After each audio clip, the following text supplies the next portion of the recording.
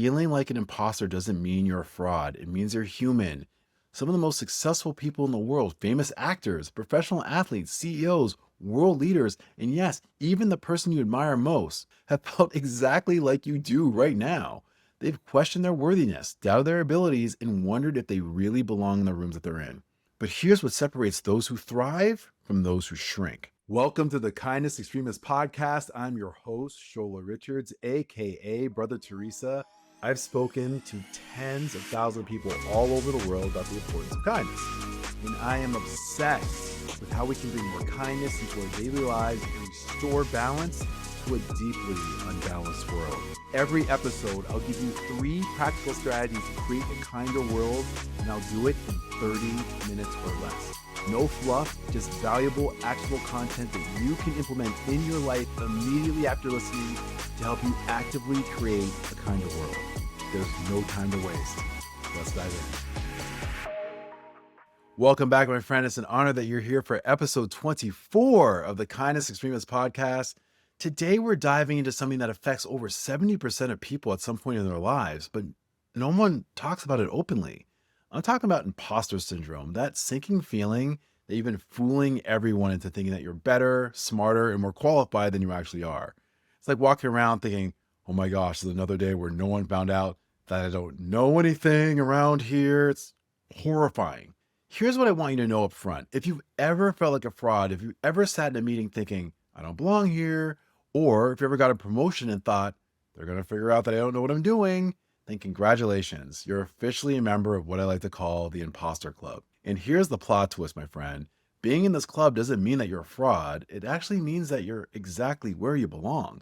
Let me share a story that completely changed how I think about this. Over 10 years ago, I was invited to be on an author panel at a large conference. I was the only first-time author among 5 extremely accomplished writers, and my imposter syndrome was absolutely raging out of control.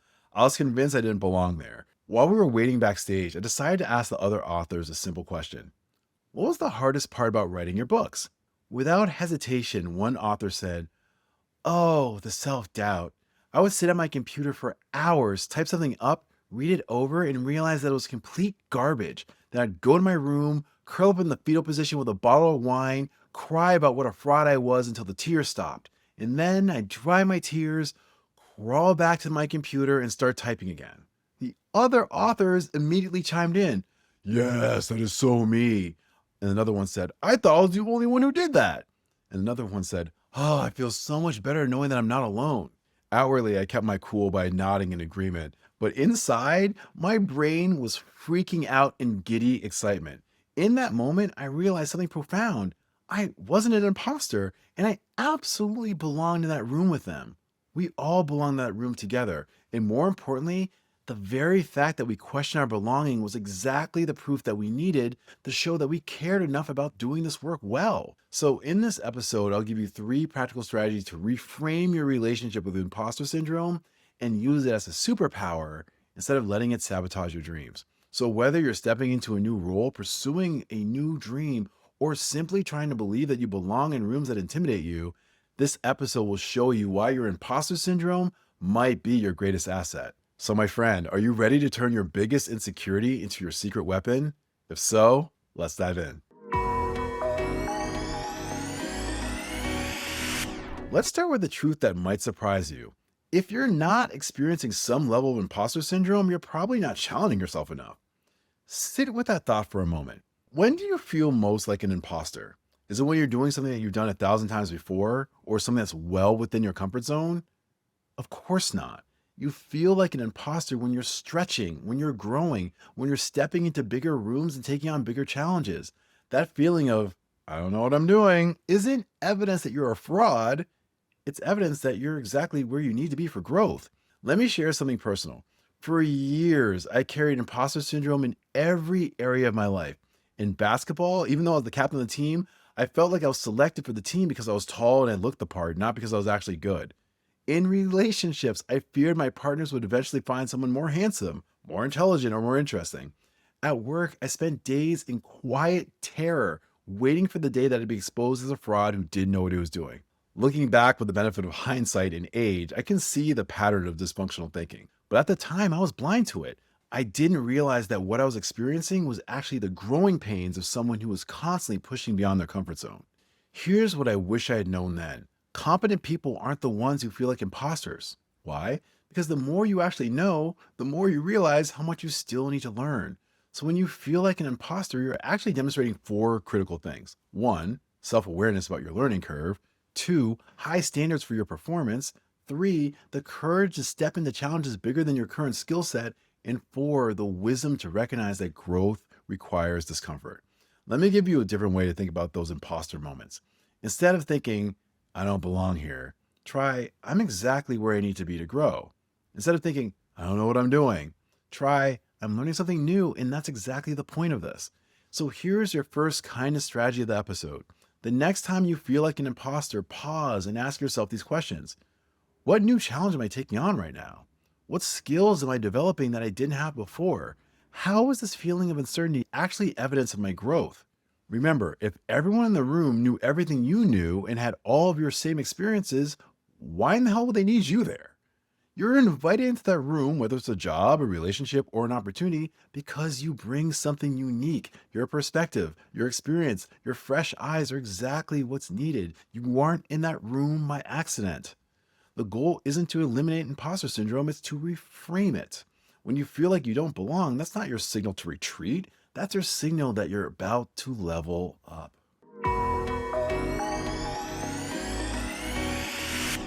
So let's talk about one of the biggest fuel sources for imposter syndrome: comparison. Nothing will make you feel like a fraud faster than comparing your behind the scenes reality to everyone else's highlight reel. And unfortunately, we live in a world that makes comparison almost inevitable. Take a minute and think about your social media feeds. What do you see? Your friend posting about her perfect relationship with her new boyfriend? Another friend showing off her six-pack abs after running a half marathon for her 40th birthday? Someone celebrating their dream job with a six-figure salary? A family posting smiling photos from their exotic vacation? Now, how do you feel when you see those accomplishments if you're currently sitting at home in a less than perfect relationship, too tired from your demanding job to even think about running, or dealing with family drama instead of planning exotic vacations? Probably like you're falling behind, right? Like everyone else has it figured out except for you. Like you're the only one struggling while everyone else is thriving. Here's a reality check. You're comparing your complete story, including your ups, your downs, failures, and insecurities, to everyone else's carefully curated highlight reel. What you're seeing on social media isn't real life. It's a heavily edited, perfectly filtered version of reality. No one posts about their marriage counseling sessions, their anxiety attacks, their financial stress, or their parenting failures. You only see the wins, the celebrations, the moment they want to share with the world. But here's what's happening in your brain. You're taking that incomplete, edited information and using it as evidence that you don't measure up. You're feeding your imposter syndrome with completely false data. Let me share a story that illustrates this perfectly. I was recently talking to a fellow keynote speaker who seemed to have it all: successful business, beautiful family, and amazing opportunities. And admittedly, I found myself feeling inadequate in comparison. Then she confided in me that she was struggling with severe anxiety. Her marriage was going through a rough patch, and she was constantly questioning whether she was good enough at her job. In that moment, I realized how dangerous our comparison habits really are. Here I was, feeling like an imposter compared to someone who was feeling like an imposter herself. We're both suffering unnecessarily because we're comparing our inner realities to each other's outer presentations. So here's your second kindness strategy of the episode. I want you to go on what I call a comparison detox for the next 7 days. Here's how. First, limit your social media consumption. I mentioned this in more detail in episode 14 of this podcast. If you must check social media, set a timer for 10 minutes max, and when it goes off, put the phone down.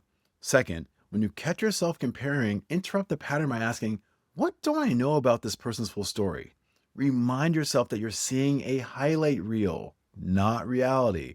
And third, practice what I call story completion.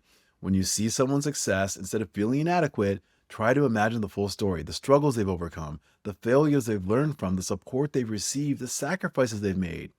Finally, focus on your own progress instead of other people's achievements. Keep a daily growth journal where you write down one thing that you've learned, one challenge that you faced, or one small step you took towards your goals. Remember, there will always be someone who appears to be ahead of you in some area of life. But, and this is always worth remembering, there will always be someone who could look at your life and feel the exact same way. The comparison game is rigged. No one wins because the finish line keeps moving. Your journey is unique. Your timeline is your own. Your struggles and your victories are yours to own. Stop measuring your chapter 3 against someone else's chapter 20. Hey, fellow kindness extremists, it's me, Shola. If you're picking up what I'm putting down, if you're mowing what I'm growing, if you're smelling what I'm stepping in. Okay, I'll stop. If you're enjoying what you're listening to so far, I would love it if you would take a moment to hit the subscribe button and leave a rating and a review. Those incredibly kind acts go so far in helping me to reach as many people as possible who will join the movement to actively create a kinder world. I appreciate you so much, my friend. Okay, let's get back to the episode. Now let's talk about the most crucial skill for overcoming imposter syndrome: changing the way you talk to yourself. Here's a question that might make you uncomfortable. How do you speak to yourself when you make a mistake or fall short of your expectations?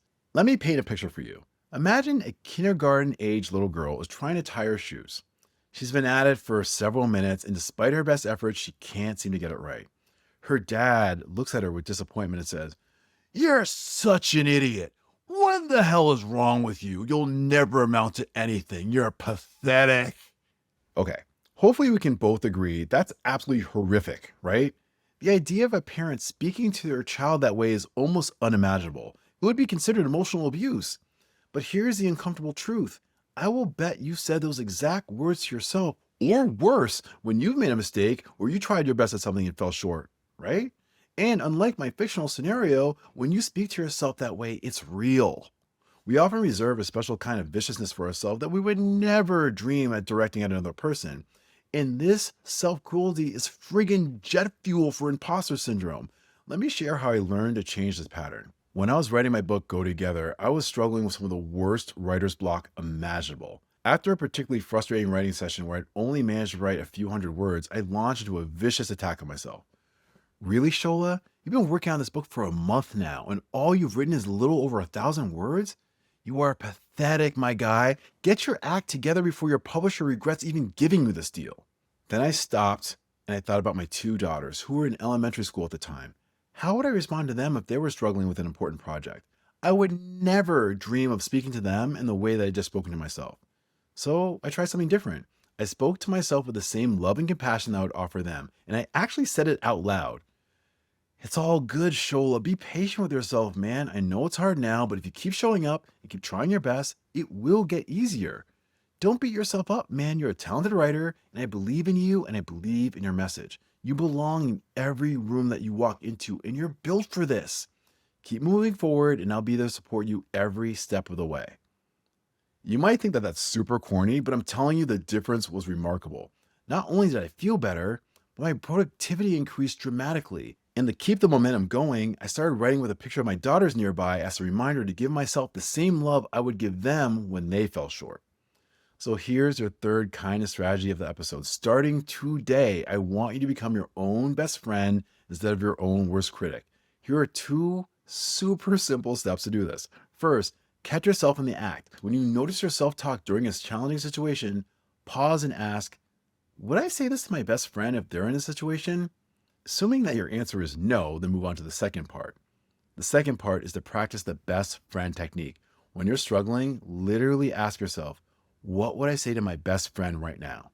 Then say those exact words to yourself.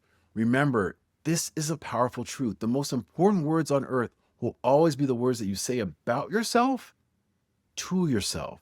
Those words shape your confidence, your willingness to take risks, and your ability to push through challenges. You cannot hate yourself into becoming a better person. You cannot shame yourself into success. You cannot criticize yourself into confidence, but you can love yourself into growth. You can encourage yourself into courage, and you can support yourself into real, meaningful success. As we close today's episode, I want you to remember this. Feeling like an imposter doesn't mean you're a fraud. It means you're human. It means you're growing. It means you care enough about excellence to question whether you're meeting the mark. Some of the most successful people in the world, famous actors, professional athletes, CEOs, world leaders, and yes, even the person you admire most, unless that person's a sociopath, have felt exactly like you do right now. They've questioned their worthiness, doubted their abilities, and wondered if they really belong in the rooms that they're in. But here's what separates those who thrive from those who shrink. They've learned to use their imposter syndrome as fuel instead of letting it be their brake pedal. They learn that the feeling of, I don't know what I'm doing, is actually the beginning of, I'm about to do something incredible. Dear friend, you were invited into your current opportunities, whether it's your job, your relationships, or your dreams, because you bring something unique to the table. You belong in this room. Your perspective, your experience, your fresh eyes are exactly what's needed. So stop waiting till you feel ready or qualified enough. Stop waiting for your imposter syndrome to disappear. Trust me, if you're growing, it's not going to go anywhere. Instead, learn to carry it with you as a sign that you're exactly where you need to be for growth. I'm going to say it again with my full chest. You belong in every room you walk into, not because you're perfect, but because you're human. Not because you have all the answers, but because you're willing to learn. Not because you feel like an imposter, because you've learned that feeling like an imposter is often another word for growth. In summary, my friend, if you're feeling like an imposter, you're in excellent company. Use this realization not as confirmation that you're unworthy, but as ironclad proof that you're about to positively transform your life in ways that you cannot even imagine. This is your host, Shola Richards, aka Brother Teresa. You now know that kindness can't be weak because you just experienced the strength of the Kindness Extremist podcast. Until next time, my friend, the journey to a kinder world continues. Thank you for listening to the Kindness Extremist podcast. I really hope that you enjoyed this episode. And I have one favor to ask you.